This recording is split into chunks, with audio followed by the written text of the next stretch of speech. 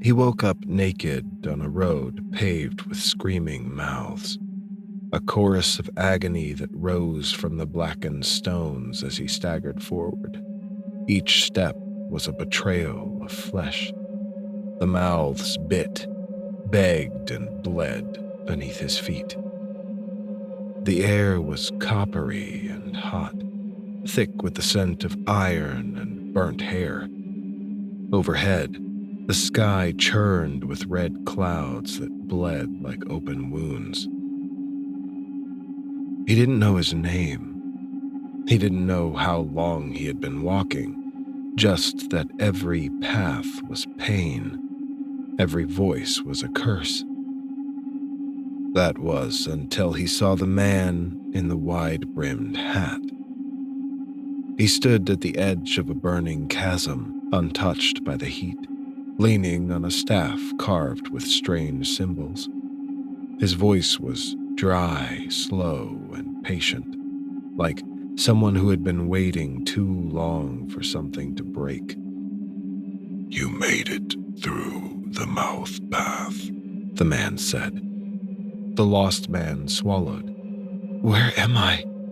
"Where everyone goes when justice loses its soul," the man replied. "Call me Virgil. I will be your guide."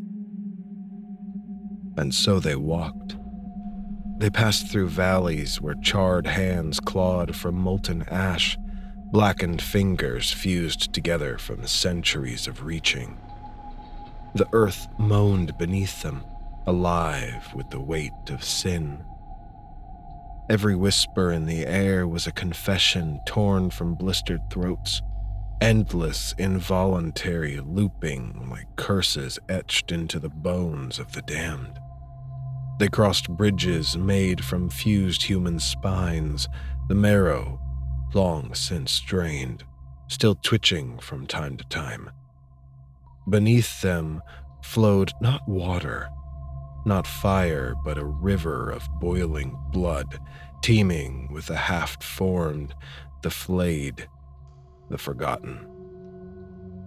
Faces surged to the surface, only to be pulled under by unseen claws.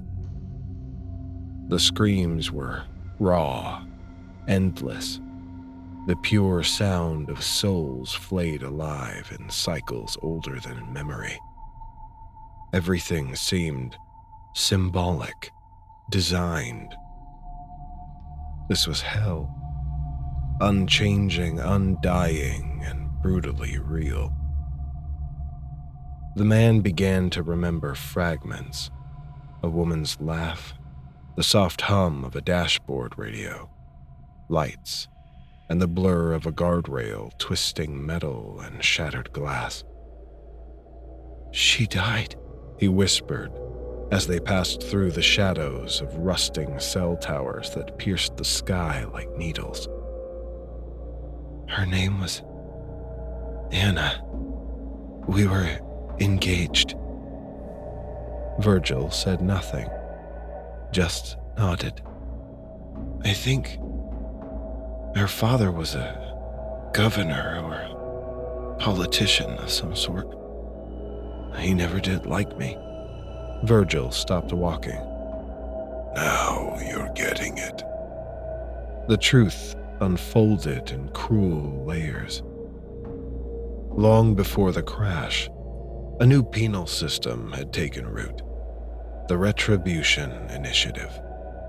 Criminals were no longer simply jailed.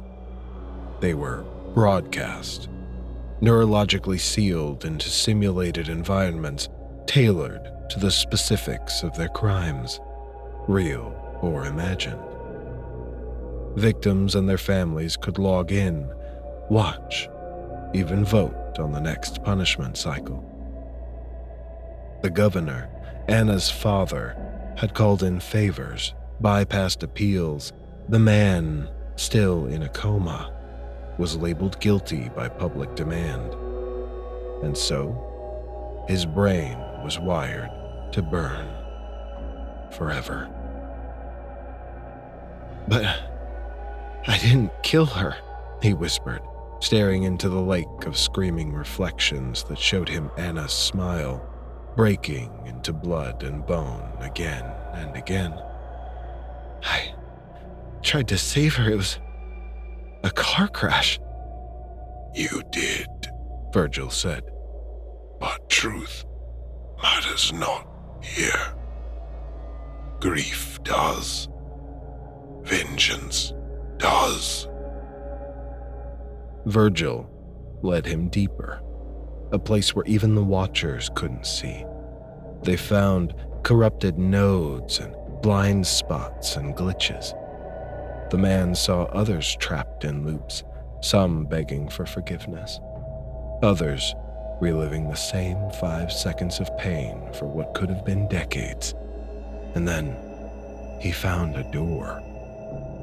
It wasn't made of fire or bone or digital static. It was just a plain white door, hovering in the dark. Virgil stood beside it. This is an exit. I tweaked the code. I left you the keys. I taught you to walk through hell without becoming a part of it. "What's on the other side?" Your body, or what's left of it. The real world. The man who put you here. He stepped through. He awoke in a hospital bed. His body was thin, atrophied. Tubes fed into his arms. Monitors beeped around him. 2 guards stood outside the door. They didn't stop him as he left. News spread fast. First man to escape Retribution VR. The public wanted interviews, documentaries. Protests broke out. Activists demanded the shutdown of the system, but he didn't care about any of that. He wanted only one thing. The governor agreed to meet.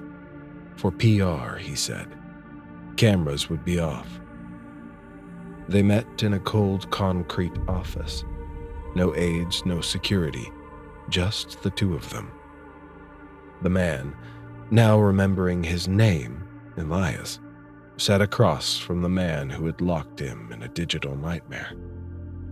"I loved your daughter," Elias said, "and I forgive you for everything." The governor's jaw clenched. His eyes burned. You don't get to forgive me, he hissed. You let her die. "I didn't," Elias said, soft. "It was an accident." The silence that followed was long. Then the governor pulled out a small pistol from his coat and shot Elias once in the chest. Elias fell backward, gasping. As the light drained from his eyes, he smiled, because he knew deep down that this was not hell. Hell was behind him. And this was just the end.